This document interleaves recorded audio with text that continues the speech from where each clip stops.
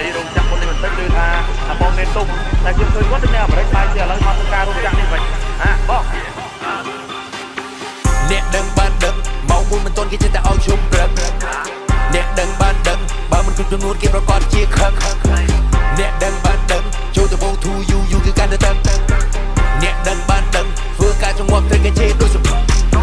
នេះគឺជារឿងជីវិតពិតខ្ញុំមិនបានប្រឌិតខួរក្បាលខ្ញុំគិតឡើងដូចបណ្ឌិតដៃលវាបន្តធ្វើការចងងាប់តែវាដូចជាគ្មានសិទ្ធជ័យលុយគេធ្វើសាហុយចេញពីស្រុកលាម៉ែលាពុកទឹកភ្នែកហូរទាំងទ្រពចាក់ចេញទៅក្រុងអោកតាមជាប់ទូកឡើងឡានសាំចុងចេញពីក្រុងក្រែងមានរៈស្មើគេថាក្រុងសម្បូរការងារក្រុង CV ឡាយដីថ្មីអារម្មណ៍ថ្មី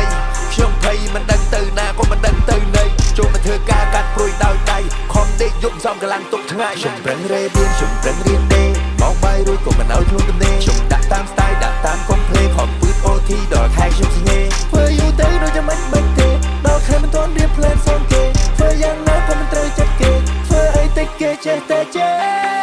អ្នកដឹងបានដឹងមកមួយមិនទាន់គេចេះតែឲ្យជុំព្រឹក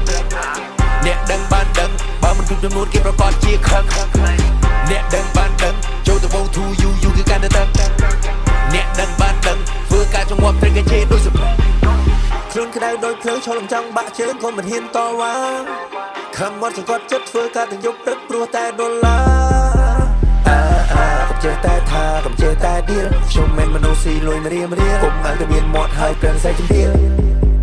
ការងារអ្វីក៏មានតម្លៃដែរបើចង់និយាយអីនិយាយមកភាសាខ្មែរឲ្យតម្លៃផងដូចតែគ្នាទេថ្នាក់តូចថ្នាក់ធំថ្នាក់ខ្ពស់ថ្នាក់ទាបសិទ្ធិមនុស្សដូចតែគ្នាមិនក៏ដាក់គំលាតមិនក៏ដាក់សម្ពាធឲ្យចិត្តខ្ញុំពិសៀតដូចជាត្រីងៀតក្រៀមក្រក់សេកសោះអស់កម្លាំងធ្វើការរហូតមិនឈរឬមកលកាំងចិត្តខ្ញុំមិនដែលជាប្រឆាំងចូលធ្វើសេពខ្ញុំត្រូវតែតតាំងខ្ញុំមានភាពស្មោះត្រង់ရှော့ដាក់ក្នុងឡានខ្ញុំខំខ្ញុំធ្វើខ្ញុំប្រឹងខ្ញុំរៀនមិនគុណលើបលាំងអ្នកថាចិត្តថាអ្នកធ្វើចិត្តធ្វើខ្ញុំមិនដែលស្ទះស្ទើរគ្រូសាខ្ញុំត្រូវការសាងសុំតែតម្លៃឲ្យខ្ញុំផងណា